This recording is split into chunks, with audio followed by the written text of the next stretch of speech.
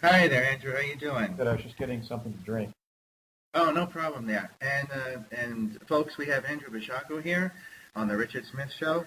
And Andrew, thank you very much for taking the time to come on to the show. I know you're a little exhausted there in your travels, so thank you for taking the time to talk with us here. I understand recently you had a big trip to Hawaii. Um, Right. I just got back from a week at Joan Ocean's event, the Portal in Hawaii, which was phenomenal. We went swimming with the dolphins in the mornings and early afternoons, and then I lectured for the rest of the day on my time travel experiences. And Joan did her phenomenal meditation. She does these guided meditations, and I actually accessed a past life memory that I'm sure was from a past life. It was very powerful. So it was just an incredible week with Joan and Jean-Luc Bozzoli, who presented his new artwork. He does phenomenal computer-generated graphics that sort of transport you into another dimension. So wow, yeah, it was. that sounds wonderful there. Yeah, and I can understand why you're a little exhausted there. That sounds like a fantastic journey you were on. So, Yeah, and I really got burned, so I had to wear a sleep shirt. I got burned on the first day. I spent a week in Maui, and I got burned at the beach. So I hmm was wearing a long sleeve shirt for the whole trip for the rest of it. oh boy, oh boy. I can relate to that too, because being on being the type of person that I am, you don't realize it until half hour after standing in the sun. All of a sudden, then the sunburn's catching up with you, and you don't realize what you did. But Well, no, it's wonderful, and so I'm glad to hear that the whole conference and the whole event was a success there. It sounds like it was a cross platform of different disciplines being brought together. Is that the case? there's something about the interdimensionality of swimming with the dolphins. They use their sonar to contact our bodies and heal us. And also, swimming with the dolphins tends to prompt a range of responses. Some people actually have flashbacks to lives as dolphins and remember what it was like to swim as a dolphin. Mm-hmm. Other people experience spontaneous healings. Some people just have a peak experience doing it. And then after having that experience at the beginning of the day, actually for 4 of the days, I then took the attendees into the realm of applied time travel. So there's sort of a natural and then a technical form of interdimensionality that was sort of explored. And it was a very synergistic formula that I think ended up being more transforming than we even thought it would be. Wow. And I have seen studies and documentaries done on the healing powers of swimming with dolphins too. And I have to say, I'm personally envious of you because I've never gotten to do that, and I think it's wonderful that you did. And all that does is motivate me that much more to actually want to get out there and do it. Is Hawaii the one place that lets you do it, or are there other places where people can participate in swimming with the dolphins? Well, Joan has had an interaction with the federal government over it, and she pretty much explained that she's not chasing the dolphins.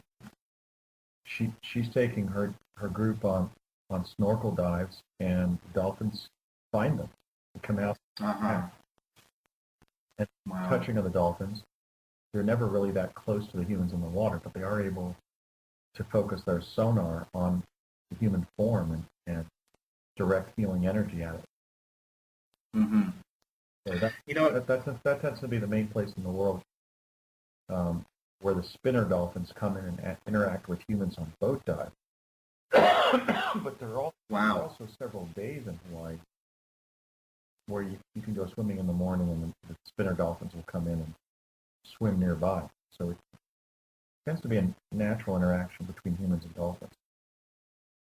Oh, that is just wonderful. I can imagine it too. I can't wait to do it myself.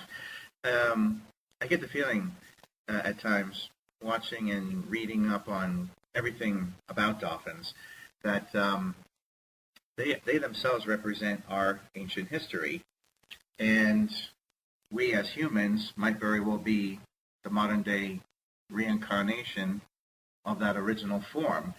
Is that something you've come across as well in your own experiences? Well, Joan tends to be very clairaudient with what the dolphins have to tell her. And they've stated to her some very interesting things. One of them is they said to her one time, when you go away, we go away too. You disappear. Indicating that it's their understanding that they're manifesting to humans, which is curious. There was also a statement that they're not that old.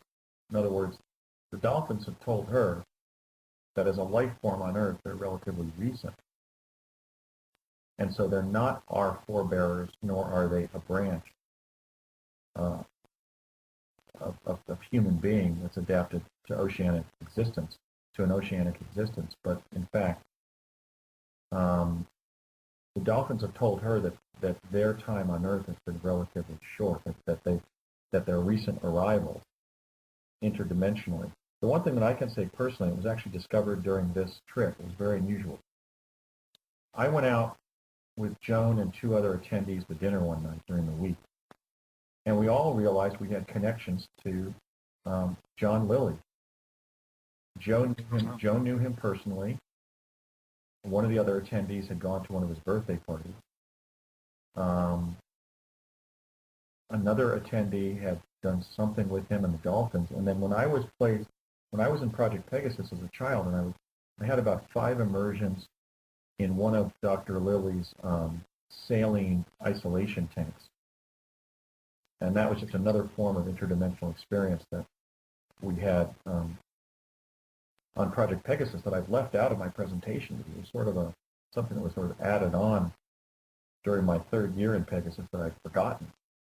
Mm-hmm. But when I was placed in, and these tanks were in our school at New Jersey, in New Jersey, in the learning lab where we were being trained for Project Pegasus, I had either a past life memory or some kind of bleed through to the dolphin's experience, where I was experiencing swimming as a dolphin, not with the dolphins. Now, I also had a recapitulation of a set of essentially marriages I had. In other words, committed,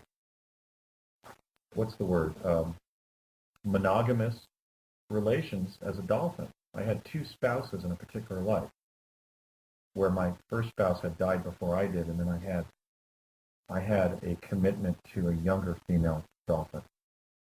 Interesting. And so I experienced not only the utter joy and stimulation of being a dolphin with, dolphins essentially are almost adapted to experience profound joy when they're swimming because their nerve endings are all on the surface of their skin.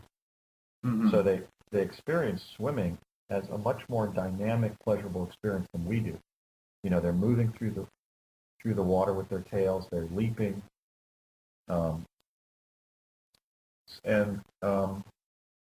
I had a set of sort of flashbacks or non-ordinary contact with the dolphins in the isolation tank, where I essentially experienced swimming as a dolphin. Now, I don't know if that was prompted by what we were told about Dr. Lilly, but all 4 of us at dinner had different types of connections to Dr. John Lilly, which was certainly remarkable.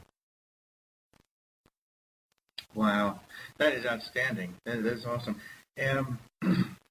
Did the past life experience help to give you any clarity about where you are in life right now?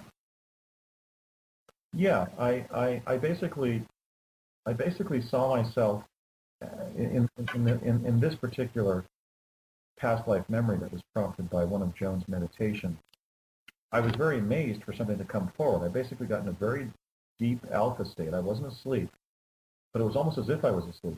In fact, where I was sitting with Joan facing a group of about 40 attendees, and she was taking us into this meditation, and I found myself slipping into an alpha state, but I knew I wasn't asleep, but I had forgotten that I was in the room. And a past life memory very clearly surfaced up that I've seen many times, which was I was an orphan in Suriname, and there was about maybe 60 kids in the orphanage. There were classrooms on the first floor. It was a square-shaped building where there were classrooms on the first floor and living quarters on the second floor. And it had a kind of a reedy kind of design, as you would expect in Suriname is north of Brazil, so it's sort of more of a rural type of country, more covered with semi-tropical forests, rainforests, jungles, if you will.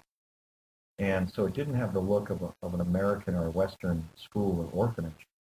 And the little girl that I had fallen in love with, and I had a huge crush on, like a real deep spiritual crush on, had been adopted. And every time one of the children would leave the orphanage by car or usually by one of those smaller school buses, they would just be driven right out of our presence.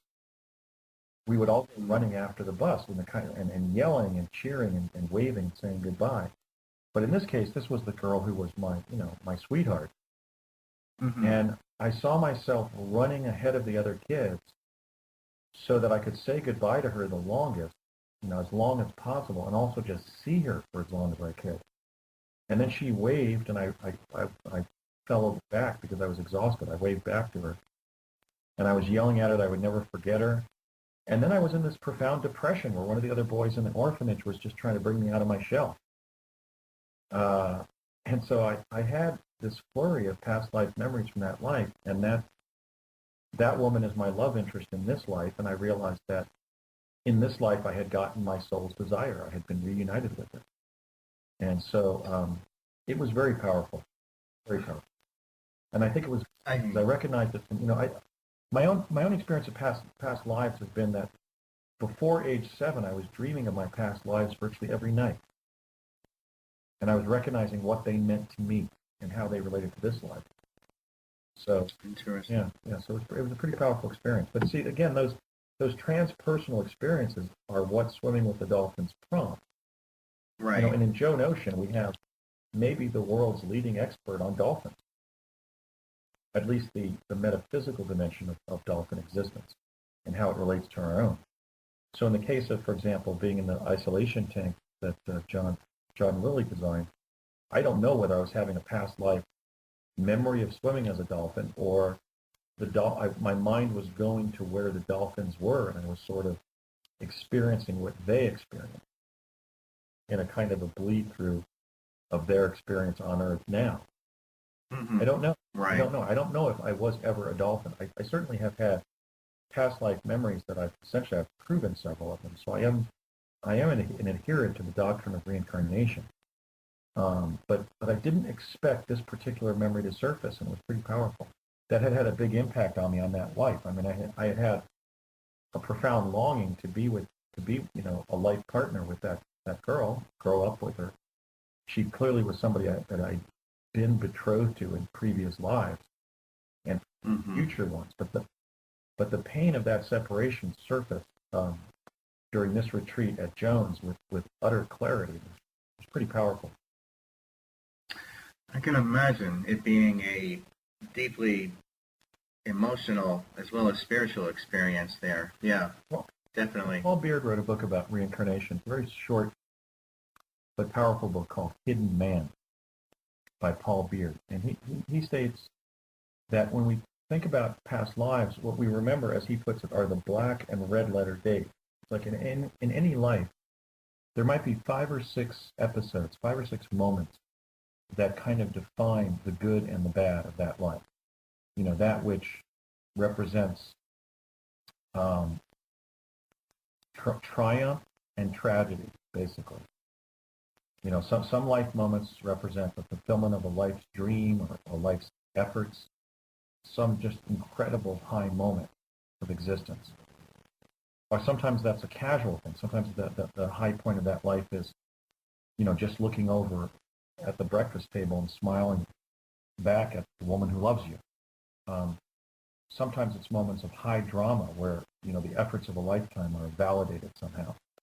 And then there are life's tragedies. There are the black letter days. But that's what I remember. I don't remember all of what happened in a particular life. I just have these vignettes of 5 or 6 things that happened in a particular life that affected my soul. And this experience of being in an orphanage and having this sweetheart who then was extricated from the orphanage, got adopted and literally was just driven out the front gate of the orphanage, was devastating. And it had remained hidden from my conscious mind for most of this life, even though I remember dreaming about it a few times, where I was just tearing out the front driveway of the orphanage, running after the bus. And I caught up to it and was waving to her and yelling her name. So it was a moment of just searing tragedy, right, in a young life. So those are what I'm able to recover, is the moments of transcendence and the moments of high tragedy. And that was pretty soul-rending, that particular separation. So some of those separations take lifetimes to repair. Sometimes you're looking for that person, and sometimes you find them. Yes, yes. And are reunited. So that's, I think, what we would call a soulmate. The term soulmate has kind of been debased in the dating scene. The term soulmate has been used just to describe a great match. I think two people can find a great match, even if, let's say, one of the partners has hardly lived at all as a human being on Earth. In other words, a great match is a great match. It doesn't require a background spiritually with that person. Right. The term soulmate is somebody who you're literally implicated with over multiple lives. In other words, there's that soul connection over multiple, times of human existence, multiple lifetimes. Right. Yeah. Right. I can see that being the case there. Right. Because a lot of people that we come in contact with on a daily basis, even if it's just passing them on the sidewalk or a lifelong friend, I mean, to some extent, each and every one of them are considered in your karmic sphere of influence, so to speak, and they can all be considered soulmates to some extent, regardless of history or not. Yeah.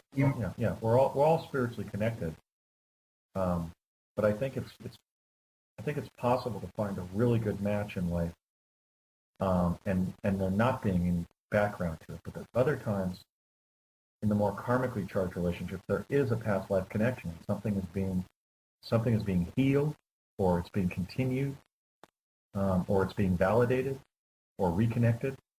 And that was definitely the case of this particular life, where the pain of that separation followed me for the rest of that life.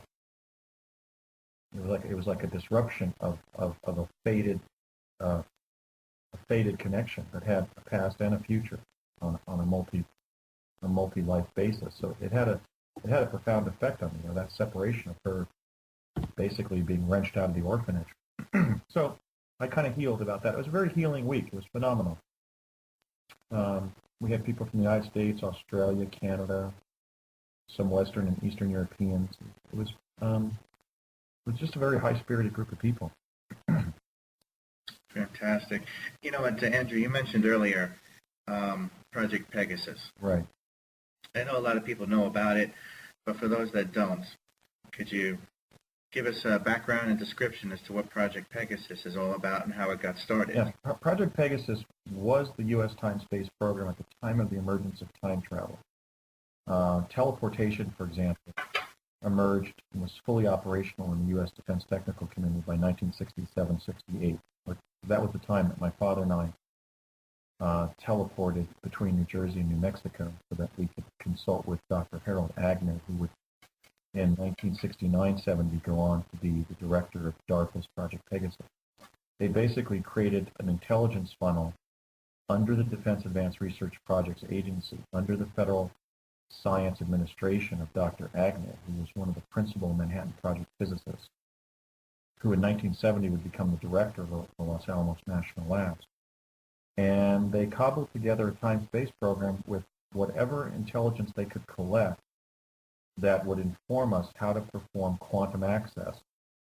So quantum access includes both physical time travel and the use of technical remote viewing to perform remote sensing in time.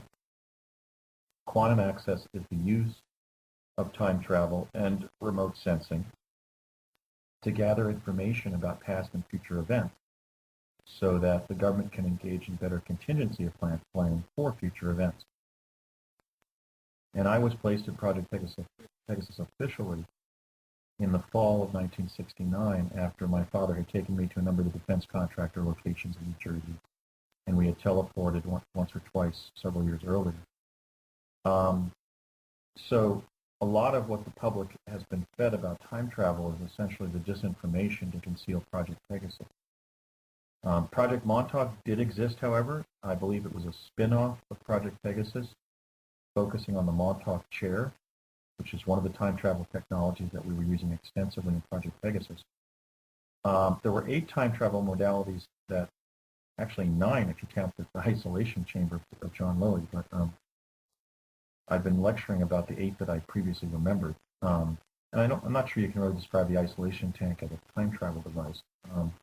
But the 3 principal ones were a Tesla teleporter that opened up portal tunnels in the fabric of time-space that we jumped through, that we actually created jumping through with the inertia of our bodies as we jumped through a field of what Tesla discovered that he called radiant energy, which has the capability of bending the fabric of time-space and opening up tunnels in literally time-space itself.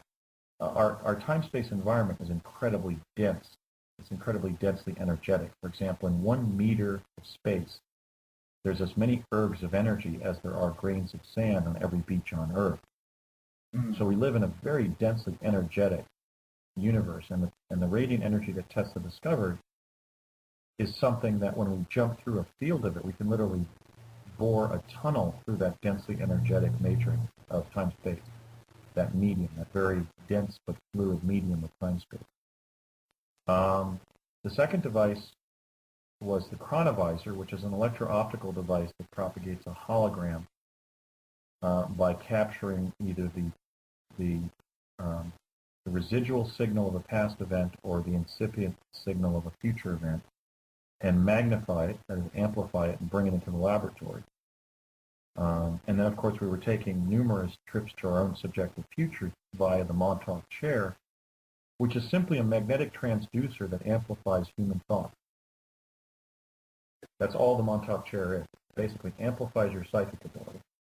And we would pre-experience 15 or 20-minute actual episodes of our future and then describe what we saw during those episodes. So Interesting. I was growing up in suburban Morris Plains, New Jersey, and I was attending a local public elementary school called Mount View Road Elementary School. And I was spending 3 of the 5 days of the week in a learning lab that had been set up in one of the art classes in that school. And there we were trained for time travel and even did some of the time travel right there in that room. But then we began to be taken to different defense contractor locations around north central New Jersey, and ultimately we're jumping from New Jersey to New Mexico and back. So I was taken essentially down the rabbit hole of applied time travel in the 3rd, 4th, and 5th grade. Wow. And this is so 3rd, 4th, 5th grade, talking about your childhood then, right? Yeah, I mean,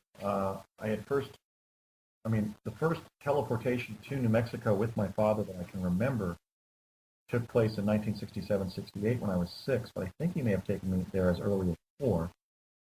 And then I was officially dropped in the program at the beginning of 3rd grade, which for me was fall of 1969. So there were a number of reasons they were involving children. First, they wanted to test the mental and physical effects of Tesla teleportation on bright, healthy kids from stable families. In the event, for example, that they began teleporting the president, the vice president, and other executive branch officials around the world, they wanted to know how kids would physically and mentally cope with the experience of teleporting.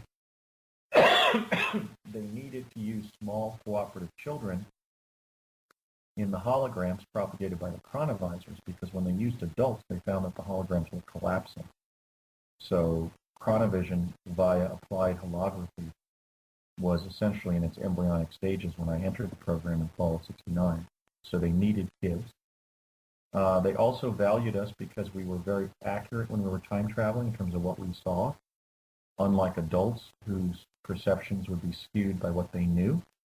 Children tend to see things as they actually are because their perception is not influenced by what they already know. So we were valued as, tabula rasa when we were time traveling for the keenness and accuracy of our perceptions. And they were also training us to become the first cadre of U.S. chrononauts to be trained from childhood, and hoping that we would be so familiar with time traveling by the time we were adults that it wouldn't disturb us to move back and forth between timelines, between our timeline and other timelines. Why is it, I can understand in the after effects using kids instead of adults, but why in the foreground was there a problem with kids versus adults in terms of it collapsing? Well, what they found when they used adults in the hologram, that the adults would cause the hologram to collapse because of the sound of their footfall, their respiration, their heartbeat, their voice, or any particular sounds they made, like if they coughed or sneezed or cleared their throat. The mere size of human adults was overwhelming their ability to keep the hologram up, to keep it stable. And they needed to do so for us to travel within the hologram at any significant time. So they made a decision that they could either train diminutive adults or gifted school children, and decided on the latter. And I was one of those kids. Mm-hmm. So, was there a specific selection process put in place in order to pick out these kids, including yourself? Yeah, the kids that were placed in Pegasus were the kind of kids that were being brought into these classified defense projects as a result of Project Talent. Duncan O'Finian has suggested in his testimony that Project Talent was recruiting children to train them to become assassins and so forth. And while that probably occurred, I believe that Duncan's a truth teller, and I believe that because we were being groomed for espionage in real time, not just in time travel, utilizing time travel technologies, that I think his claim is credible that Project Talent was identifying children that were ultimately trained into being assassins, either in childhood or adulthood. But I would hasten to add that Project Talent resulted from something more evolved than that, to say the least. What had happened was that Admiral Hyman Rickover, the father of the nuclear navy, had determined in the late 50s, in fact, he wrote several books about this educational crisis as he described it. He felt that he wasn't getting high enough caliber young people as plebes at the Naval Academy to train to become nuclear submarine captains by basically being brought up the ranks on nuclear submarines and that, nuclear equipped submarines. And so he launched Project Talent to identify young Americans of exceptional intelligence, psychic ability, and leadership ability. Okay. The utilization of children in Project Pegasus came out of that kind of search. We were identified as very bright, highly psychic, and destined for leadership. And to the extent that they were using Project Pegasus to identify what they were calling persons of interest, some of us were known because we were known to have illustrious futures awaiting us. So it was really a mix of factors. And then just situationally speaking, I just jumped through all the hoops. They kept on throwing problems at me and I was prevailing. Wow. Okay. The kids in question, the children in question, including yourself, I'm sure there were a lot of different factors involved, but was it a combination of their family background and their IQ level, or were they using different means? Well, it's certainly true that certainly prior to the human subject experimentation restrictions of the mid-'70s, you may recall that Senator Frank Church launched an investigation into the activities of the U.S. intelligence community in 1977, and there had been scrutiny about human subject experimentation going back to the latter days of the Nixon administration in '74. The Church Committee was followed under President Ford by the Rockefeller Committee. But prior to the mid-'70s, you know, because we were immersed in a Cold War with the former Soviet Union, and they were also trying to get a counterforce to deal with what the extraterrestrials were demonstrating in their craft, including basically instantaneous teleportation, that there wasn't as much moral compunction or concern about utilizing children in Cold War defense-related activity. So it was very commonplace for individuals in the U.S. executive branch, the intelligence community, and the military, if they did have talented children, to volunteer them into these types of projects.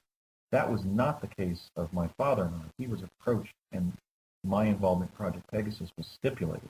They said it had to take place, suggesting that they may have been dealing with their communications with team members in the far future, knowing that I would go on and participate in the project and then tell about it as a whistleblower and then lobby for the declassification of teleportation. Because we know that by 2045, which was a year that I visited via Stargate when I was in Project Pegasus, that Tesla teleportation is so ubiquitous that teleports are invisibly recessed into the walls of office buildings. Imagine having to go from your suburban home to a downtown bank to talk with your banker about your bank account, and being able to walk out of your house down to a neighborhood teleporter and then pop into view in the lobby of the bank. That's what 2045 looks like. We were getting back to 1972 by going into a conference room and stealing up our courage and running against the wall of the conference room where the teleporter had been invisibly recessed. You could see the control mechanism, but the wall was just a blank wall. And we had the same kind of vortal tunnel experience we had jumping from New Jersey to New Mexico and back when we were trained on Tesla teleportation in the summer of '70. So really the history of that era does show that it was extremely commonplace for people who were working with the government to volunteer their children into such programs, because it was an expression of their own patriotism. Probably it was something where they would be proud of what their kids would be doing for the country. To some extent, it was a way of securing professional advantage with the government themselves. It was something that they knew in the pressing exigencies of the Cold War. It was necessary in some cases for children to be in these projects. So it was a mix of factors. I think in my case, it was my father's work in the defense technical community, the fact that the project had been briefed by team members in the future, indicating that I had a larger destiny, both politically and in terms of time travel and teleportation, that I needed to be involved from a retro-causal perspective or what have you. So it was very complex. I clearly was scoring high on my IQ tests. I essentially got a string of high 99s or 100s on the Iowa test of basic skills. I was extremely psychic. I was doing things like going down to the basement of our home in New Jersey and completing my father's thoughts when he was working down there on his carpentry projects. He saw me levitating some of my toys one afternoon. Oh wow! Amazing. I like to say that I wasn't a trailing edge baby boomer. I was a leading edge indigo. As originally defined, literally a kid with special abilities. So it was a range of factors, but I don't think we can dismiss that probably the main governing factor was that I had been identified as a necessary participant by somebody. That could have even been psychics. I mean, I was told by one of the people at CIA that I ended up getting to know over the years. I first met him when I was on Project Pegasus, and then he was one of the trainers in the Mars Jump Room program. That's Courtney Hunt. Courtney told me one afternoon in Southern California that the CIA had ways of identifying who you were in your past life. So this is one of the reasons Richard, people have talked about, the development of the untoward emergence of a breakaway civilization. Yes. Where there'll be a priesthood of insiders and the rest of the public will be kept out of the loop, kept ignorant of what the government's been doing. I'm speaking out because a breakaway civilization has already occurred. And we need no further measure of that than the fact that, look at the evidence that I'm bringing. Time travel based on Tesla's design, that is to say, functional teleportation. was reduced to practice by 1970. It was actually reduced to practice by 1967-68. But with a range of other time travel technologies, it was fully operational within the secret reaches of the U.S. Defense Department by 1970. That was already 43 years ago. As another example, I would cite the fact that in the Mars Jump Room program, which I did during my 4 years at UCLA as a college student, with a jump room that was located over in El Segundo, California, one of our fellow jumpers who we were trained with and we were jumping with, and we were sometimes on the surface of where they were sending us, which was believed to have been Mars, was Barack Obama. Now, Barack Obama has twice been elected the President of the United States. And yet the general public either doesn't know or doesn't believe or regards our account of him being in the program as some kind of kooky conspiracy theory or urban legend. It's not. It's the truth. Okay. So this to me represents condign evidence that a breakaway civilization has occurred. We have a president of the United States, and we've heard all about his secret past, maybe not being born in the country, but we've heard none of his secret past or very little about the fact that he was a participant in the secret space program. And for me, that represents, as I said, condign evidence of the emergence of a breakaway civilization, where the executive branch official essentially was a chrononaut for the country, was a secret form of astronaut for the country. And this also would have been, if I'm understanding this correctly, was this during his childhood as well, or during his adulthood? Well, when I was on Conspiracy Theory with Jesse Ventura, with Governor Ventura, I misspoke. I was being interviewed by Ty Ventura and Sean Stone, Jesse's co-host, simultaneously, and they were asking compound questions, which are double questions. So they were standing over me. I was sitting on a bed in a hotel room in Pasadena, California, which is where we had met for me to talk about Project Pegasus with them. So because I was being basically badgered, I misspoke and I said that Barack Obama was one of the participants of Project Pegasus. By that I meant broadly defined as all of the time-space research and development that the U.S. government has been involved in. He was not a child participant in what I was involved in with the different forms of time travel technology. Okay. However, during his college years, an individual who was trained with my group and was basically a member of our team. That is phenomenal. Yeah. Okay. Yeah, so when we were trained under Major Ed Dames at College of the Siskiyous in Weed, California, in the summer of 1980, there were 10 young people being trained. Bernard Mendez was the defense community investigator of the project. There were usually 3, sometimes 4 parents auditing the class. And Bernard had an escort, and of course we have the identity of Ed Dames. So we've identified Ed Dames as the instructor, and then myself, William Stillings, Barack Obama, Regina Dugan, and William McCool as 5 of the 10 young people. Then we have Bernard Mendez's identity. We don't have the identity of his military escort.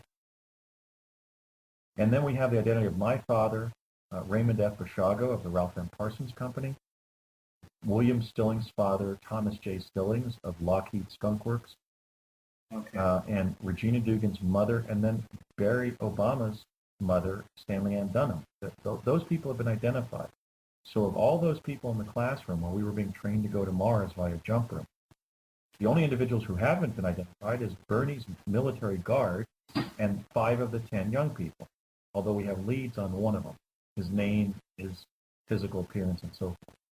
So my point here is that we're not dealing on the basis of rumor or innuendo. Barry Obama was one of our classmates. I roomed with him for several days at the dorms at College of the Siskiyous. I was sequestered with him and Regina Dugan for months there working on the CIA's threat assessment about the Martian humanoid civilization. We sometimes jumped with them to Mars via the jump room at 999 North Sepulveda Boulevard in El Segundo, California. We were sometimes on the surface with Barry. I was sometimes in a team that was led by Bernard Mendez, who was directing Barry and I on a team of 3. So Barry was a team member of ours that we got to know personally. on the project. Wow. And we have 3 whistleblowers, myself, Bernard Mendez, and William Stilling, who have corroborated each other's claims to that effect. Now, if anybody doubts that, go and search for Bernard Mendez.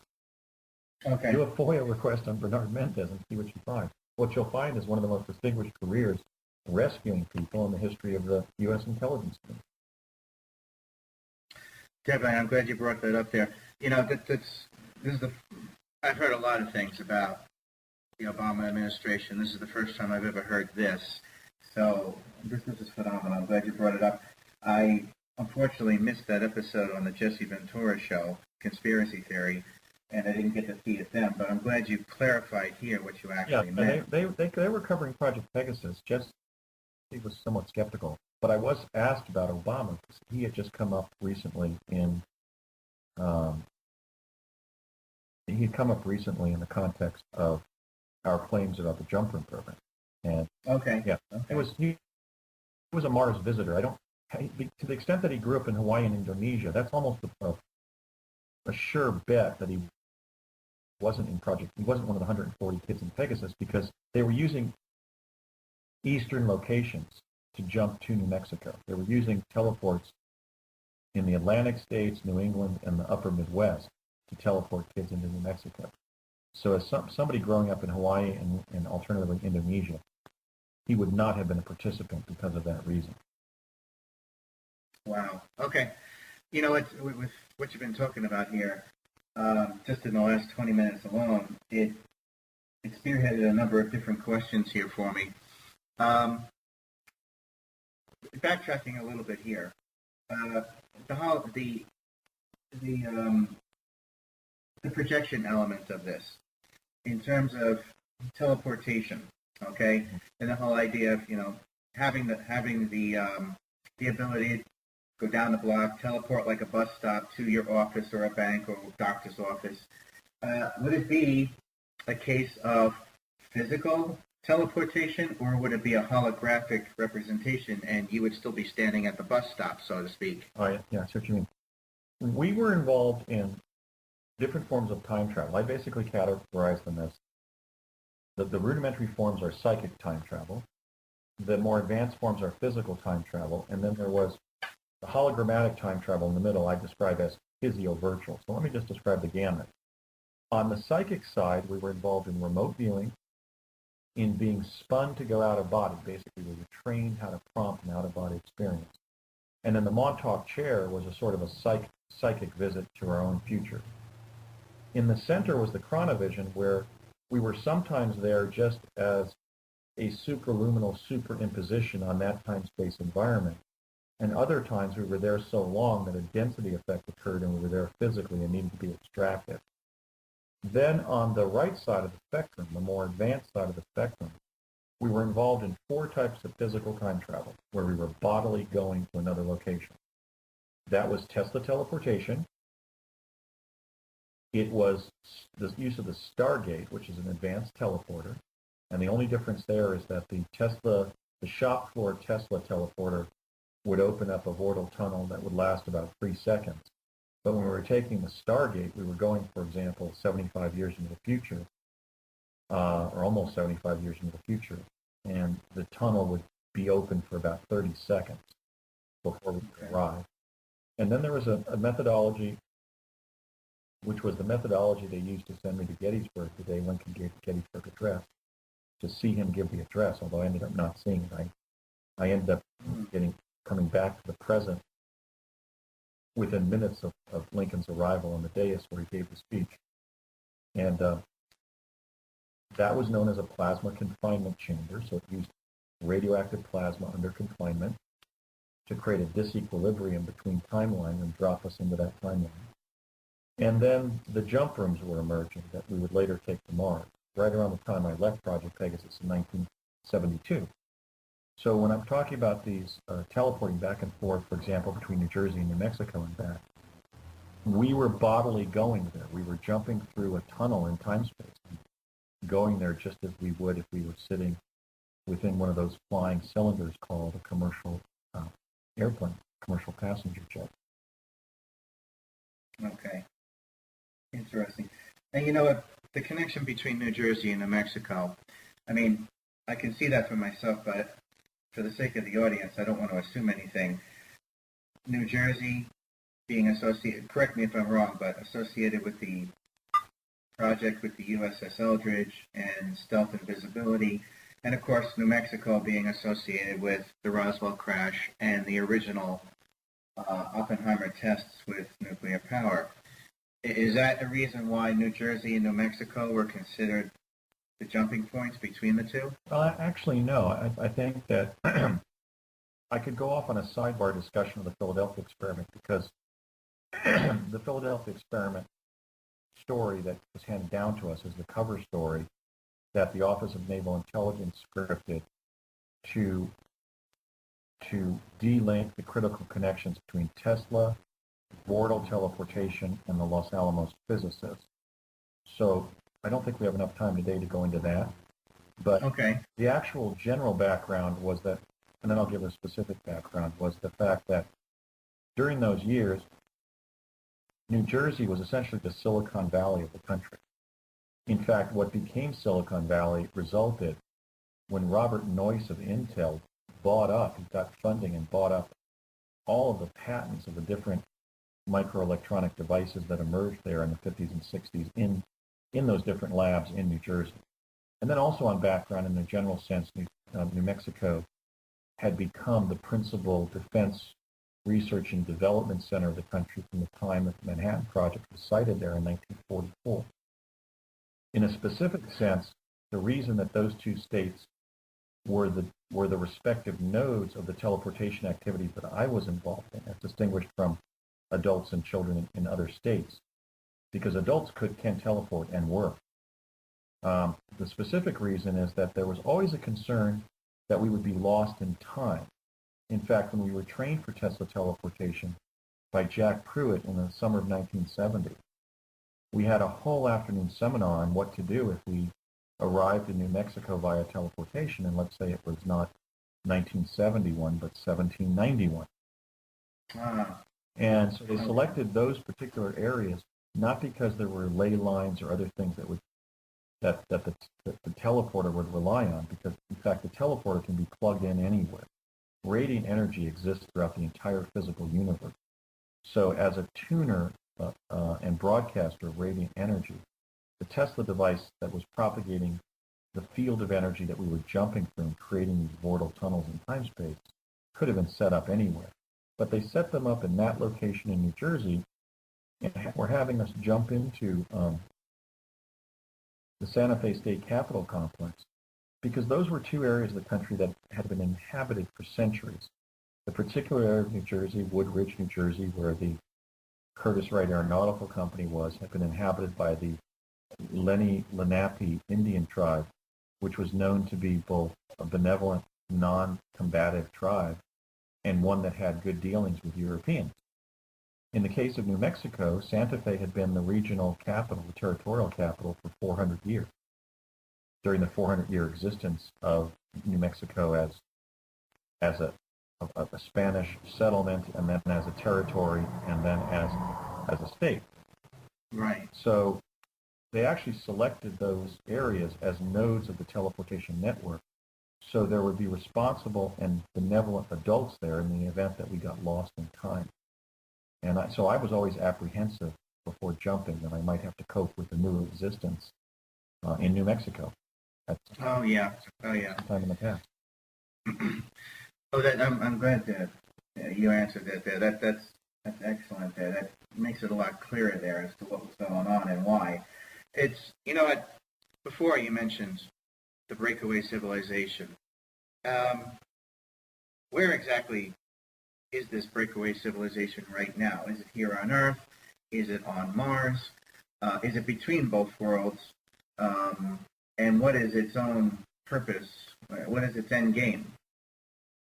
Boy, that's something that I'm going to make the focus of my presidential campaign in 2016. I mean, we really don't know. I mean, look at the lag effect we're in. And let's just assume that there might have been valid Cold War reasons to keep the different time travel technologies secret, and also there weren't ways to necessarily work out the some of the social ramifications of introducing time travel.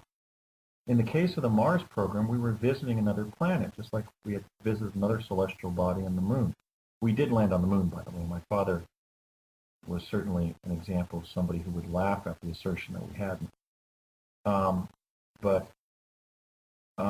My point is that there was nothing inherently disruptive about going to Mars versus going to the moon. We had heralded the lunar landing, and of course President Kennedy had made it a public matter with his 1961 address before a joint session of Congress, in which he called for the United States to land a man on the moon before the end of the decade and return him safely to the Earth. What distinguishes the breakaway civilization is we have now 5 individuals and a 6th individual who verify the existence of the Mars jump room program. And in order of their testimony, that would be Michael C. Relf, Arthur Neumann, who was utilizing the pseudonym Henry Deacon when he first made his revelations to Bill Ryan and Terry Cassidy at Project Camelot. And then I came forward in July of 2009 after having already revealed my time travel experience. 5 years earlier than that, in 2004. And then my testimony on Coast to Coast AM caused William Stillings and Bernard Mendez to come forward. But the Brett and Bernie's testimony, we had in 2009, Laura Magdalene Eisenhower, the great-granddaughter of President Dwight David Eisenhower, came forward stating that in 2006 and 2007, she and her twin sons, Garrick and Gavin, had been invited to join the secret U.S. colony on Mars. So we have 6 credible adults who would be deemed to not be suffering under any of the incapacities.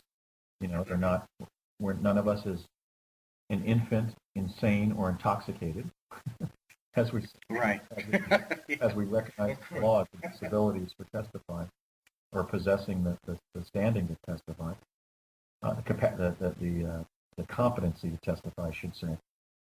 So we have 6 reliable informants who have provided not just public testimony, but we've all done enough live radio and television and been questioned on the air in real time, you know, in a sense, cross-examined in public.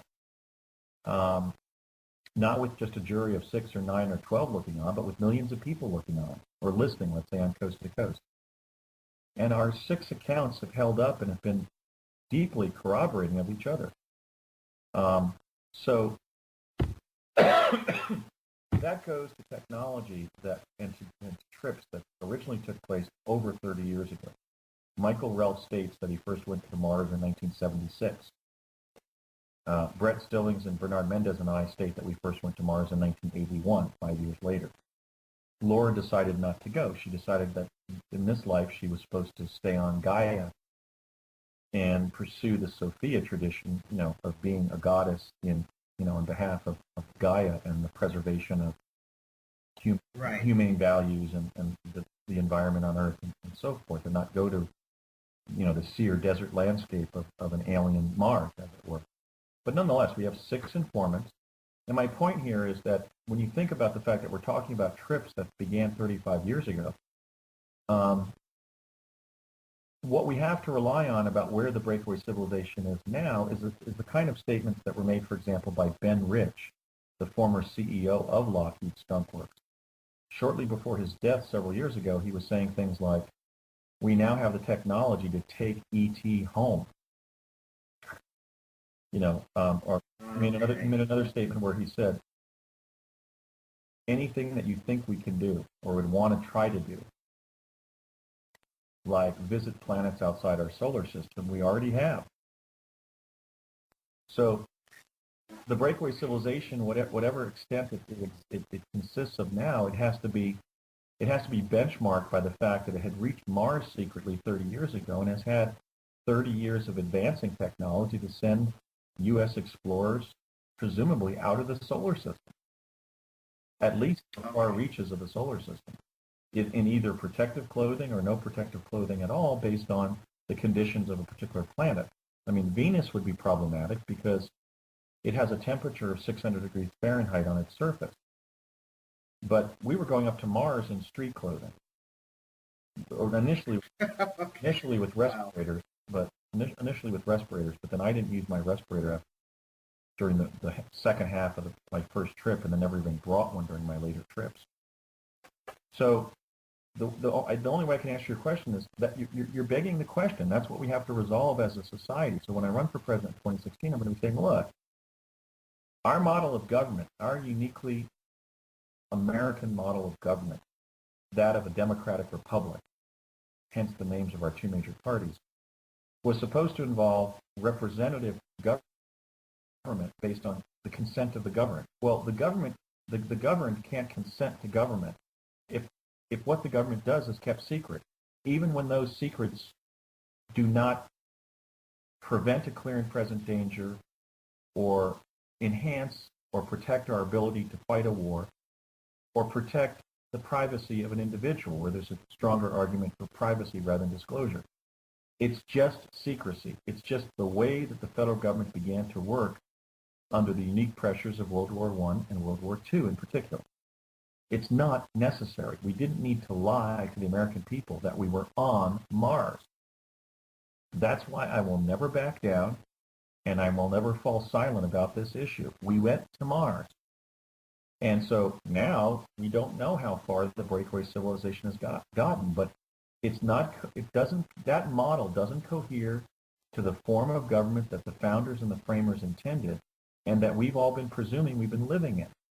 We're not second-class citizens. We're not constitutionally outsiders to the insiders' manipulation of government based on secrecy, or as Jim Marrs has called it, rule by secrecy. In fact, whenever secrecy governs openness in government and representative government, you don't have government anymore. You have rulership. And so that's what we have to address is, look, how far has this breakaway civilization gone? You were on Mars by 1976. Where have you gone since? Why would you put future presidents like Barry and potentially Andy in such a dangerous project? Was there a larger Mars project that you were anticipating?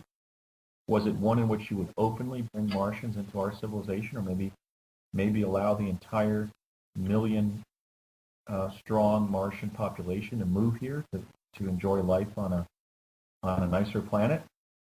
You know, what have you been involved in? That's something that all Americans should be asking of their government, and we're not being given straight answers. Don't have a stroke.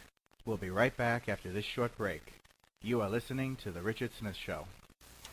We now return to The Richard Smith Show. I find it interesting that a lot of what you talk about coincides with now our current time frame of cosmological events like Nibiru returning and coming back around again, that 3,600-year cycle, and Mars possibly playing a role in allowing the elite to survive while the rest of us are left ravaged here on the planet, so to speak. I've heard that as one possibility as well. But you mentioned before the Martian humanoid civilization. Could you describe that a little further? There are about 1 million humanoids on Mars living primarily underground, because during the solar system catastrophe around 11,500 years ago, almost the entire ionosphere of Mars was blown off, as was some of its oxygen. It was formerly a planet that was far more convivial to having a diverse biosphere and to humanoid life on the surface. In fact, there's not just one face on Mars. There are 1,000 faces on Mars. The indigenous Martians in some areas had carved every rock, every boulder, every mesa, every hillside into a face of some kind of primate, one kind of primate or another, or some of the other life forms that they favored, including cats, for example. But Mars is littered with these both fairly amateurish and sometimes stunningly beautiful artistic works, where they were carving indigenous rock formations into faces and heads.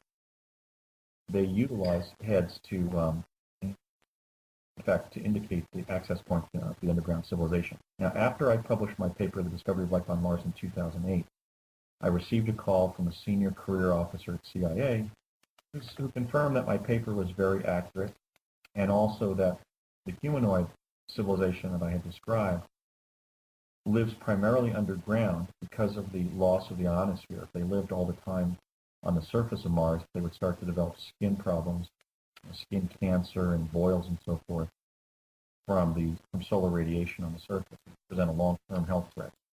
So they adapted, after the solar system catastrophe around 9500 BC, they adapted to an underground civilization. They number about 1 million, and in my own contacts with them, that CIA source had stated of several different typologies. And in my public lectures and testimony in the mass media, I'm describing how they consist of 3 types. One I call Homo maris terris because they're the descendants of our colonists that were on Mars at the time of the solar system catastrophe. And my research organization, the Mars Anomaly Research Society, has discovered the face of a pharaoh on one of the rocks on Mars. So we have actually placed the fingerprint of the high Egyptian civilization on Mars. We've proven it conclusively with that image. In the way that Hoagland and Barra and Mook did in a general sense with the speculation that the Cydonia complex mirrored similar formations on Earth, for example, at Giza, Egypt, and at Avebury in England.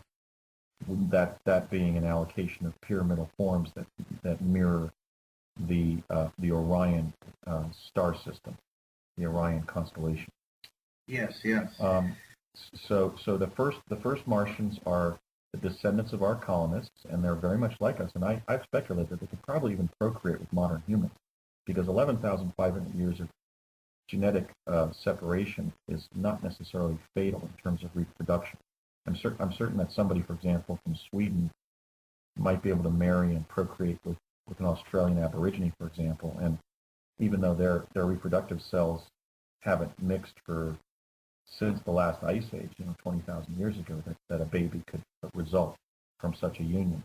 So it's probably the same with the Martian humanoids, unless they've had so much specialized, reproduction within their own gene pool that they can't reproduce with us. That's, I guess, also another possibility. But they're very human in their appearance and in their genetics. The second group are far more diminutive. They have narrower heads, longer, pointier ears, cruder teeth, longer, sharper fingers, and spindlier bodies than this. And they have a distinctive kind of fearful, sort of recondite personality. They're not that trusting of humans, and they show their fear in a very overt way. And those, I believe, are the indigenous Martians, at least the Martian humanoids that were on Mars when we started going there during the High Egyptian civilization, which was the first civilization on Earth had its presence there. So that's what I think greeted us. And curiously, it's that typology that has informed our cultural notions of what a Martian is, kind of this bulbous-headed little creature. Not a gray extraterrestrial, but a sort of a funky little humanoid with a narrow but larger head and pointier ears and so forth. And by the way, my research organization just recently found a rock carving or intaglio on a rock on Mars that shows a Martian humanoid with antennae, just like him on My Favorite Martian.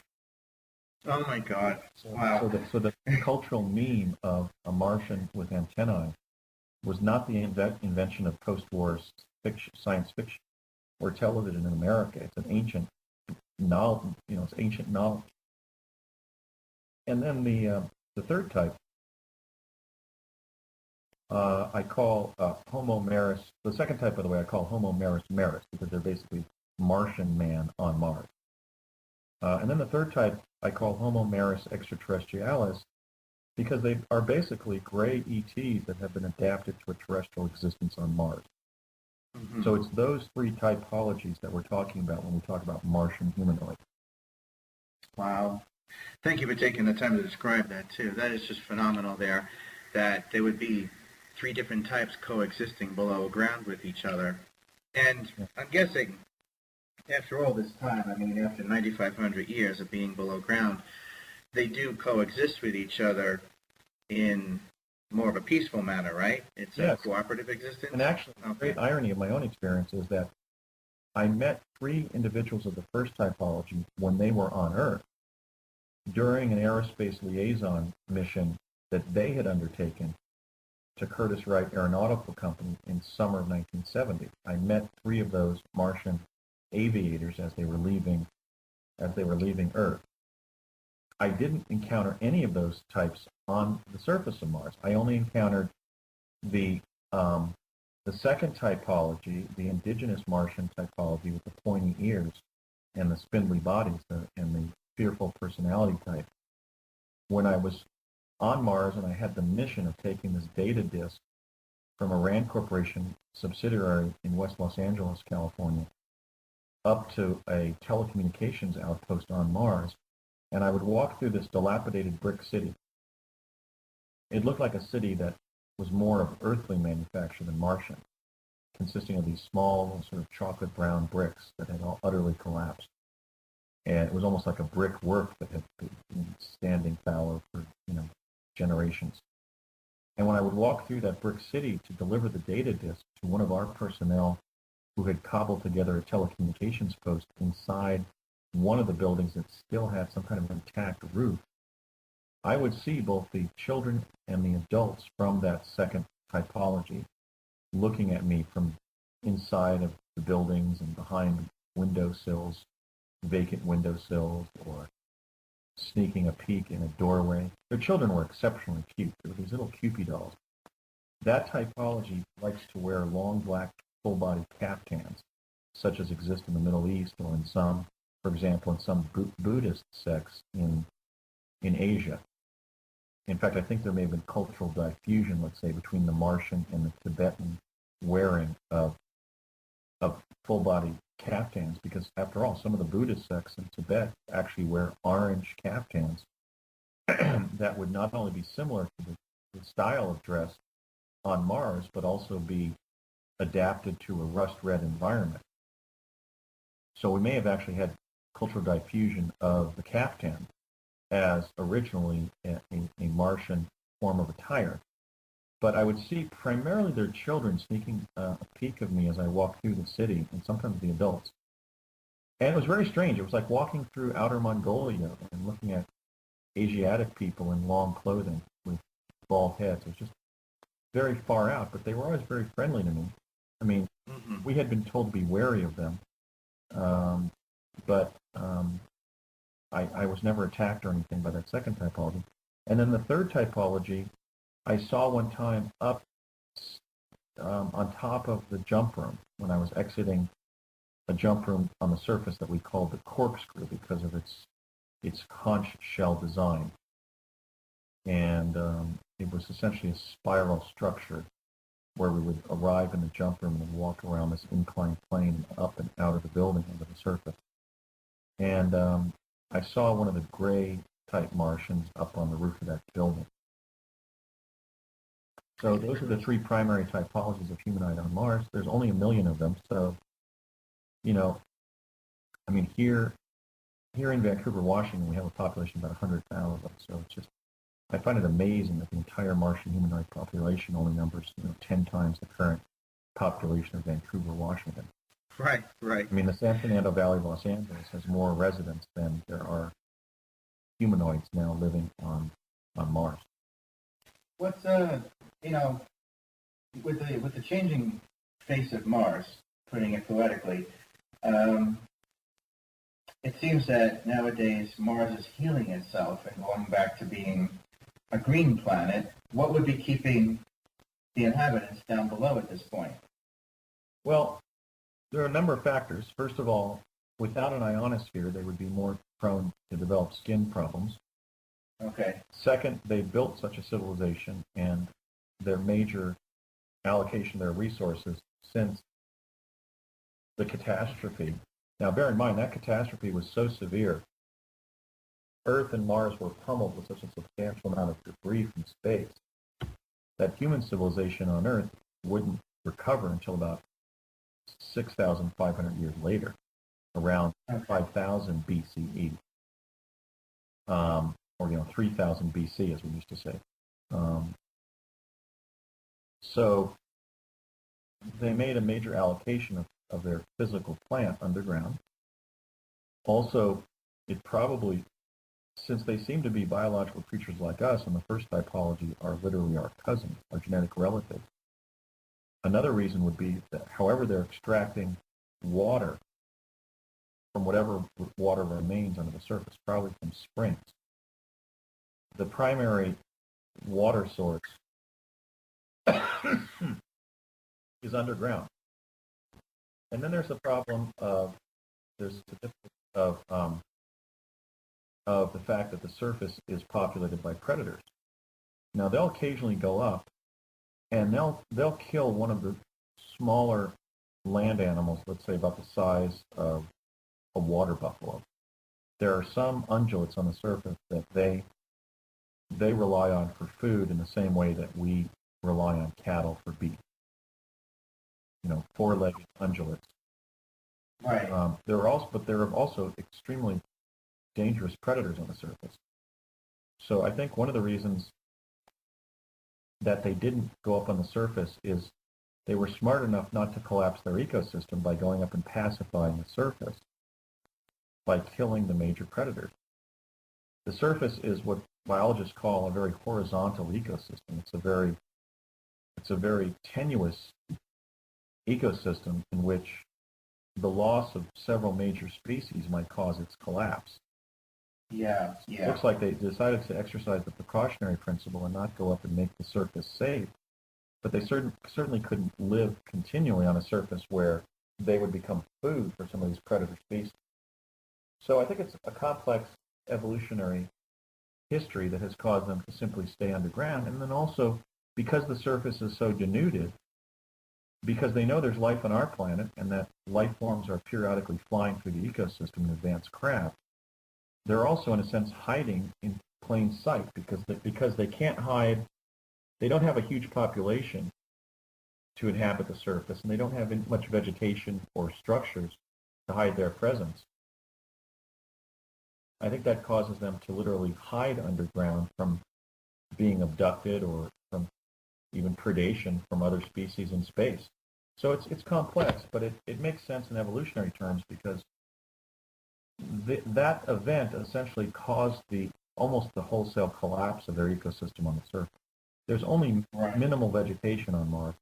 There is one green region that you can find in the September 1955 edition of the National Geographic, where NASA had taken pictures of Mars from a telescope in South Africa and found a green region about the size of Texas on the surface of Mars. Oh, wow. In the rest of the planet that's highly desertified, there are stands of trees and cacti and so forth. Some parts in there look like sort of the high desert of California with those types of cacti. But really, there's minimal vegetation on the surface. So much of the life that's sustained on the surface results from different kinds of opportunistic behavior by the animals. They're eating each other. Some are surviving by eating dead animals, and others are surviving by eating the scat of other creatures. So those 30 major landforms on the surface are really in a tenuous balance. I think the analogy would be to an ecosystem on Earth like Clipperton Island, which is a desert atoll about 1,300 miles west of Baja, California. And there we find such desperate predation that one crab species even survives by cannibalizing members of its own species. Mm-hmm. Yes. So it's that desperate of an ecosystem, and so under those conditions, because they would be subject to rapacious predation, and because at the same time they wouldn't want to pacify the surface and remove several of the keystone species, it looks like the Martians just decided to stay underground and protect their skin and protect themselves. Right.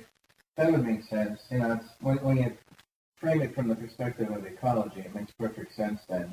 Do the Martian civilization underground, do they still have a pretty accurate record of their ancient history, or have they lost touch with it in ways like the way we've lost touch with our ancient history? I don't think there's any evidence they've lost touch with their ancient history. We know that The more advanced form, I mean that in a technical sense, Homo maris terris, who are our relatives up there, we know that by summer of 1970 they had more advanced conventional aircraft than we did. The ship that was there at Curtis Wright, which was silver and teardrop shaped, was just hovering in the hangar as we were having the technical meeting, as they were leaving the technical meeting when I met them. And it was just hovering about 6 feet off the ground going putt, putt, putt, putt, putt, putt, putt. But it was a conventional craft. And that would be similar to what we developed in the Aurora by, let's say, the mid-'80s. So they were about 15 years ahead of us in terms of inventing conventional craft with which to whisk themselves between Earth and Mars. Okay. There have been rumors about a generation of U.S. space planes having been developed since then. And that technical meeting may have literally been the liaison under which we developed the Aurora and these other advanced space planes that a source like Millennium Twain claims exist. And I have no reason to doubt that we didn't develop them since then. I mean, I've seen the distinctive donut on a rope contrail of the Aurora in the skies above Los Angeles. So we know that technology transfer was going on in that context between the advanced civilization on Mars and our own planet. So, for example, the jump rooms may have been built as a result of U.S. personnel taking advanced space planes there and then implementing the receiving jump room infrastructure to allow for, travel to Mars that wouldn't take 24 hours, but 20 minutes. Of course, yeah. And Andrew, I know people are wondering, what are you doing at this point about your 2016 presidential campaign? I'm just really setting up state organizers. When people volunteer and they're in a state where I don't have an organizer yet, I'm asking them to serve as organizer. And they're studying the laws of their state that govern somebody being placed on their presidential ballot as an independent. We found some very interesting things from the Federal Election Commission, which is I could have announced for the 2016 campaign even before the 2012 presidential election was held. That's a process. We found out that you can gather $5,000 of donations before having to declare. I haven't gathered a single dollar, though, of donations yet. I'm articulating my views on Facebook on a site where people are beginning to join. We have almost 1,000 members so far, which is at Andy 2016 ! So that's my presidential presence on Facebook, presidential campaign presence. I'm going to be articulating in a small book a revolutionary tax policy that's going to fund the government and not represent a retrenchment of government services, probably an increase in government services towards, on behalf of the American people, but that will be virtually painless for both individuals and companies to pay. So in other words, I'm going to lead not just with a call for the declassification of teleportation, but something that is desperately needed in this economic context, which is a revolutionary tax proposal to kickstart the economy. Because regardless of how salutary somebody views government spending, in our lifetimes, the two most economically successful presidencies in terms of stimulating economic activity was not through warfare or through government spending. It was through tax relief, and that tax relief was sponsored by President Kennedy and President Reagan. And those led to the great economic booms of the mid-1960s, early 70s, before the oil shocks, and then the incredible economic boom of the Reagan, Bush, Clinton years, with only recession there in the early 90s.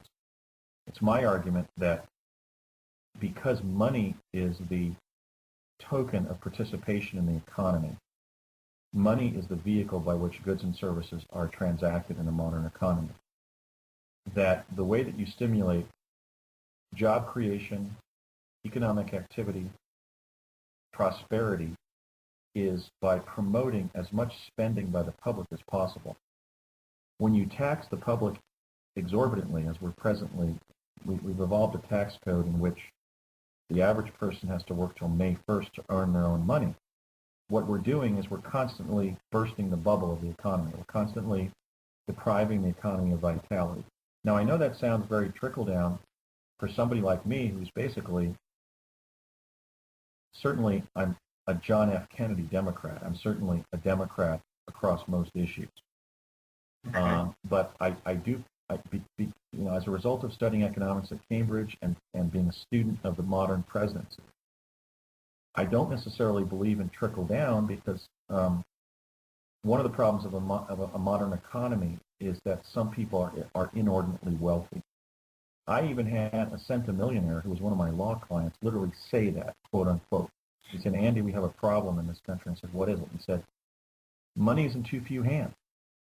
And he was seeking $1 billion line of credit. I ended up finding him a $100 million line of credit that he declined. But in any case, wow, okay. We are unfunded. In a depression, the average person doesn't have enough money. Now, the most effective short-term fix for that would be a way of not just cutting government services and cutting taxes. It would be the opposite. See, between the libertarian and the far left position on taxation, even on a social equity involving disparate financial outcomes in life, the issue is always counterposed as, are we going to cut government and cut taxes, or are we going to not cut taxes and grow government? That's not necessarily the logical thing to ask. The logical thing to ask should be, how can we have a robust government that helps solve problems that we can't solve separately, but that costs the people and enterprises as little as possible on an ongoing basis? Now, I don't want to discuss it now because my pamphlet isn't published yet. Okay. I'm going to be working with an economist and a writer on a pamphlet that will lay out my plan. But I have an approach that will not end revenue collection.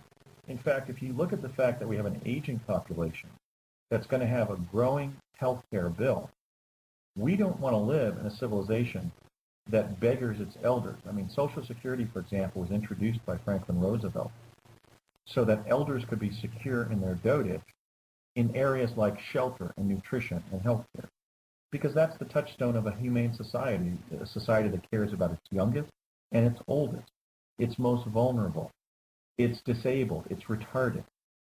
And so I'm not calling for cutting government spending. In fact, I believe that government spending may need to be increased, but we shouldn't do it at the cost of the ability of taxpayers and wage earners to earn and spend money. So I have a different way of gathering revenues through the banking system that I'm going to be proposing. And I think the banks will even like it because they'll create a more prosperous society. So I'm going to be leading with that during my 2016 campaign. I've got about maybe 20 state organizers now. They're researching the particular election codes of some of the states. We may file some lawsuits in the worst states like Tennessee that set up almost complete barriers to independent candidacies, because that's unconstitutional. I'm natural. Yes. I was born in Morristown, New Jersey on September 18, 1961, of American-born parents. My mother was born in Great Falls, Montana. My father was born in Summit Hill, Pennsylvania. And I was born in Morristown, New Jersey. I have been in the country for more than 14 years. I'm over age 35. And I'm not suffering under any disability to run for office, such as a criminal record. And I have a right to run for president. But I find that if I don't have party support, or if I go up against the vagaries and the complexities of the state election codes in some states, I'm essentially denied access to the ballot. I believe that's unconstitutional, and that deserves a constitutional challenge. So if I can bring legal talent into my campaign, we're going to file lawsuits in those states that make it virtually impossible for independents to be listed on the state ballot. Tennessee being one of them. You know, Andy, this sounds excellent, and I'm looking forward to following you. And also, for what it's worth, if you're looking for a running mate, I'll throw my name into the hat, and I would love to run with you there. That would be fantastic. Actually, I hate to burst your bubble, but you have a defect, which is your presence of a Y chromosome, because I'm going to be running with a female. Oh, okay. It's not, There you go. actually, it's not. It's partly practical electoral consideration, but it really goes to the fact that the reason I decided on a female running mate, that I think it was the Hopi Navajos who first said that women hold up half the sky. Yes, yes. I'm 51 now. I'm going to be 52 in September. And I really believe that now. I was reactive, I think, because of cultural patterning when I was a younger man. I think I was a bit of a sexist, and I believe, in a sense, that that wasn't true. But now that I've aged, I have had so much help in my life from the intelligence, the wisdom, and the compassion of women. But what really caused me to decide on a female running mate as a principle of running was my discovery that in 2010, only 5% of new jobs in the United States went to women. That is to say, Okay. salary jobs with benefits. Yes. That would be employment by larger enterprises. Let's say enterprises with 20 or more employees, and that's despicable. That's the only way to describe it. In an economy where married couples usually have, especially if they have children, that both spouses have to work and be in the labor force, and a situation where there are now more Caucasian females with graduate degrees than there are Caucasian males without high school degrees, which means that basically the cadre of American women that feminism created is now more numerous than the old George Wallace vote. Basically the atavistic, racist white male vote. And I find that profoundly significant. We're also seeing that there's a greater representation of females in undergraduate and graduate educational programs. Women are now becoming the majority in our professional schools. How can we tolerate a situation where women are performing at parity with men in predominantly formerly male-dominated professions like medicine and the law, and yet we're not validating them through job creation and our national election campaigns? I just consider it totally unacceptable. And so I made a conscious decision that I was going to find a capable female running mate who would be able to replace me if I died or was disqualified. If in their generosity the American people were to elect me their president. So I've decided to pick a female running mate. That has the secondary benefit of also improving my electoral chances because females also make up now the majority of the electorate that's voting. Yes, they do. So it's partly, it's primarily a matter of principle, and secondarily, I must be truthful, it does involve electoral calculation because after all, I'm running as an independent. But I do believe as a matter of principle that we have to just grow up and accept the fact that American women have done something exceptional in 2 generations, which is essentially prevail at participating in the American economy the way that men did. That's happened. And I think we should validate that by having more females running for the highest offices in the land. And I also welcome the candidacy of Hillary Rodham Clinton, and may the best man or woman win. Exactly. So, well, you know what? I second everything you say, too, because in my life, there have been more times than not when it's been a female presence, a female entity, a woman, human or otherwise, that has helped me in my travels. So I can definitely relate to what you're saying there. And congratulations on taking that route for the presidency. Do you have anyone that you want to announce yet, or are you still thinking about that? I have several women in mind, and they're exceptional public figures and exceptionally intelligent and talented. But in deference to them, I want to approach them first. Okay. To sound them out on their desire to run. I have one person in particular who I think would be incredible. Well, really 2 that I think would be incredible that I want to approach just on background to see if they're interested. Okay. I think that will also be an antidote to the sort of the centrism of Hillary. I don't see Hillary Clinton doing anything but continuing what I call the Bush-Clinton, Bush-Obama interregnum. Exactly. I think yes. we've had rule by 4 individuals who have backgrounds with the CIA. And I think that what's happened is the economic security of the American people and the political and social standing of the United States has collapsed during that interregnum. And I think it's because they're ruling by the perception of what they should believe, not by common sense. In other words, I think that what the Bush Clinton, Bush Obama years have involved is not enough governance by principle and too much governance by a calculation. It's hard to articulate, but I think, for example, we've used the military too much. You know, and Hillary Clinton was the first lady to a president who bombed a pharmaceutical factory in Sudan, or was it Chad? Right. You know, so I think we've experienced a good 30 years, 25 years of rule, well, over 30 years at this point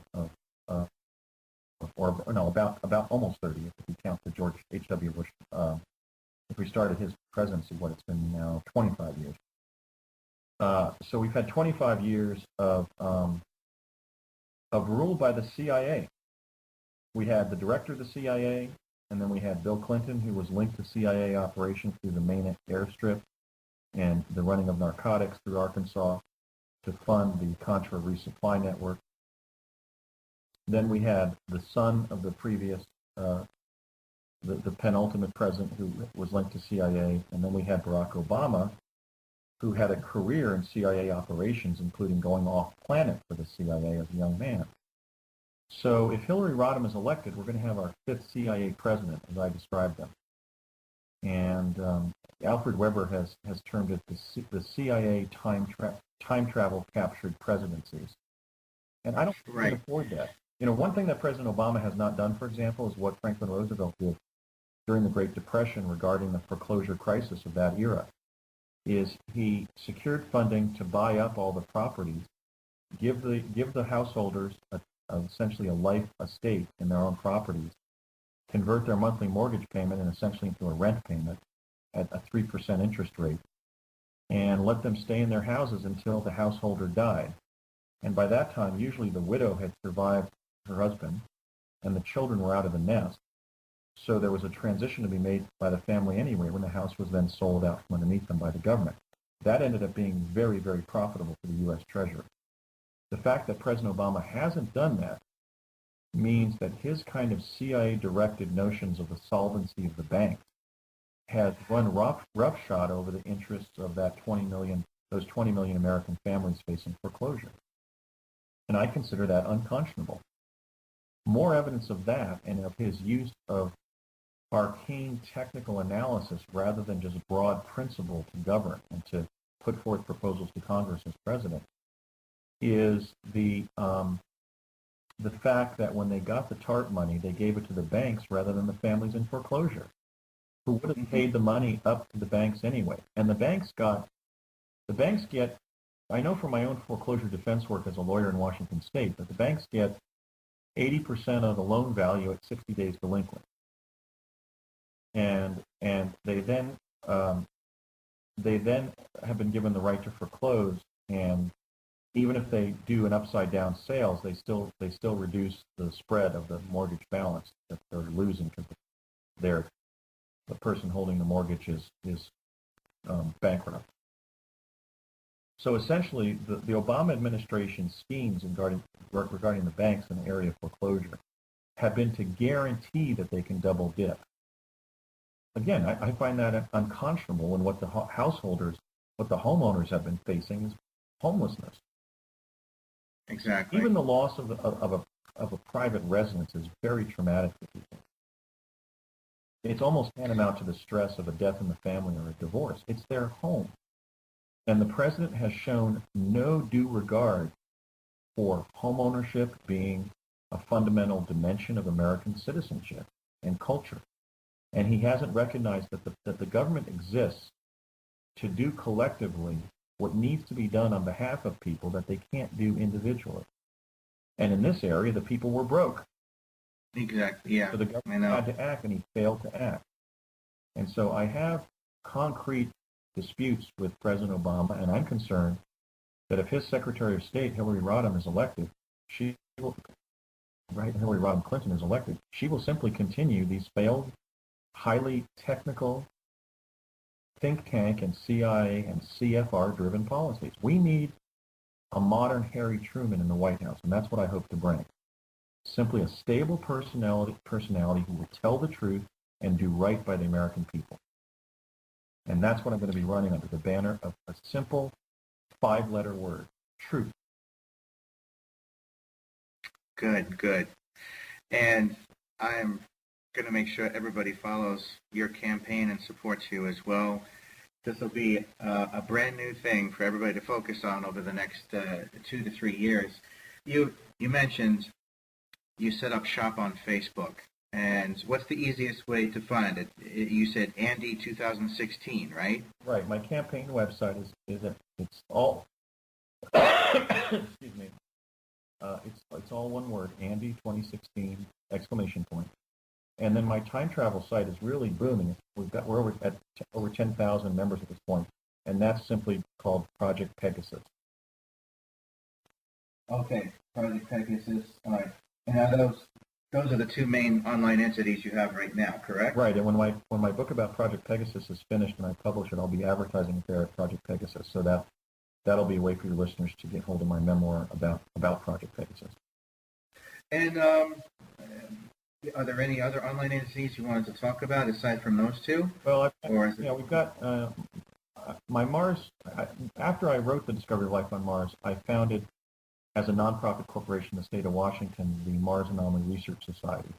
So our Facebook page is at Mars Anomaly Research Society. We've now got about 3,800 members, but there's just a cavalcade of data from Mars that keeps on streaming down our wall on that group. Okay, wonderful.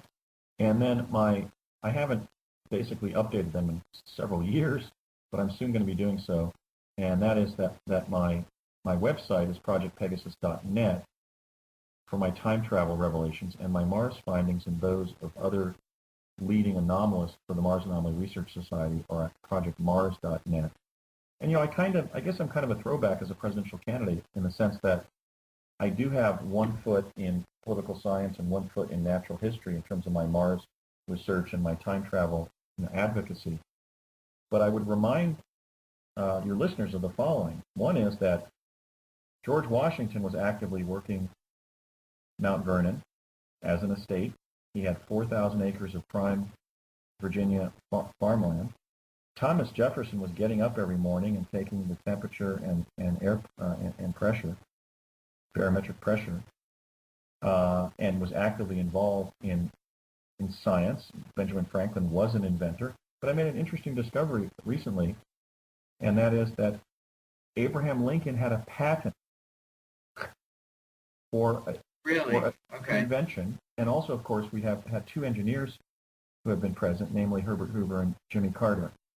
So I'm not an engineer. I'm a lawyer and writer. But one of the reasons I'm running for president is I want to reignite that passion for applied science and for natural history that's really been a major part of our country. Mm-hmm. And so I want to do that by, for example, having all of my Facebook friends from my time travel site, for example, my Life on Mars site. Those are the Americans I'm going to be inviting every year to the 4th of July picnics if I get elected at the White House.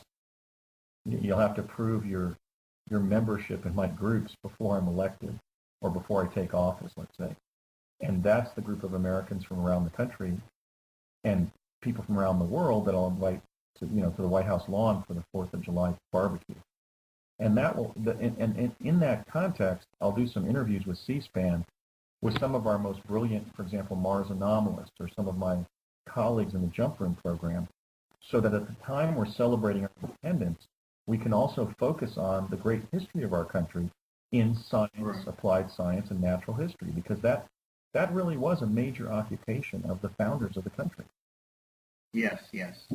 I should say a major advocation. But even, in my last trip to Philadelphia, I discovered the very close relationship between Benjamin Franklin and the physician Thomas Bond.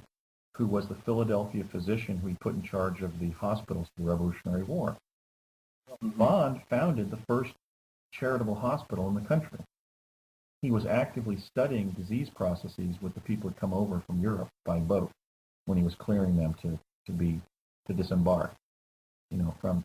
Interesting. So I think we've forgotten that. I think I think we have the funding and the talent to once again be the leader in science and applied technology, and we certainly have shown that, being the recipient of half of the Nobel Prizes in medicine and in physics and so forth, and really remaining the leader in ideas in the world.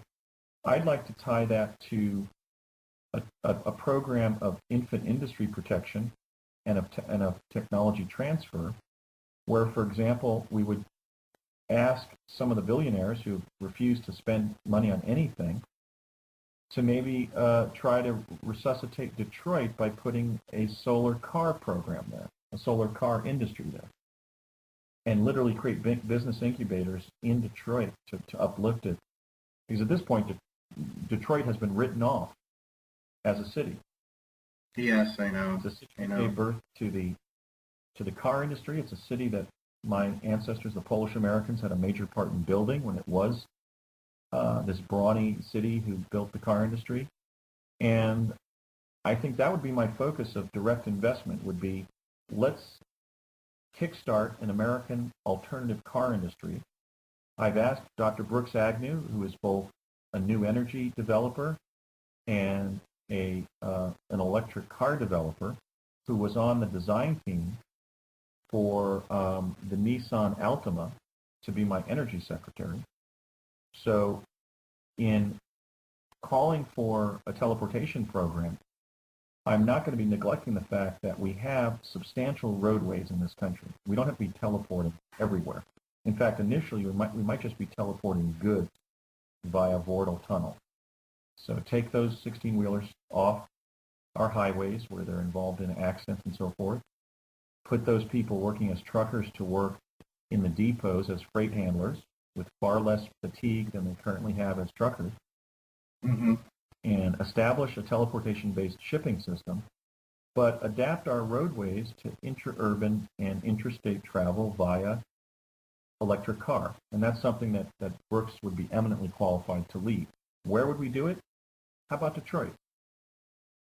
How about How about invest in 2,000 acres of automobile directly in Detroit, and then turn it, and then segue into a large museum showing the history of applied science with a major wing dedicated to the automobile in downtown Detroit, and just start building from that manufacturing hub. I think that there's so many great ideas out there for both alternatives to the internal combustion engine and electric cars and innovative batteries and so forth, that we could start essentially shift sharing the domestic automobile industry to electric cars and solar cars during my first administration. There's enough technology out there. All we need is the federal commitment. And that, I think, is a wonderful synopsis of the direction you're going in, too. Andrew, we definitely want you back on the show several times more as your campaign is forming itself and developing and evolving along the way, right up to 2016. And you and I are going to keep the line of communication open from here on. Okay. And stay on track with what's going on with the campaign and your projects and the development therein, because you have fantastic ideas, and I want to see them implemented. Okay. For people who want to contact you, what's the best way to get in touch with you? Well, it's really a Facebook email at my Facebook site, Andrew D. Basiago, but they can do that at Project Pegasus. They can click on, they can go, actually, I don't know if you can do that on a group site. Yeah, they'd have to go to my presence on Facebook personally, which is Andrew D. Basiago, Basiago, all one word. Okay. And then they can usually find a post that I've made recently on Project Pegasus to get there quickly, or on Andy 2016. Or they can send an email to me at adb777@gmail.com. That'll reach me. And, I'd love to have people aboard as state organizers because I'm working very slowly. I believe that one of the things that we've done too much of in modern life is we've become too busy and too swift in our behavior. We've allowed ourselves to be run hairy. So I'm working on my presidential campaign as a 4-year project rather than a 1-year project. Right. I'm going to be speaking all over the country. I'm going to be developing a fully concretized platform online by next year.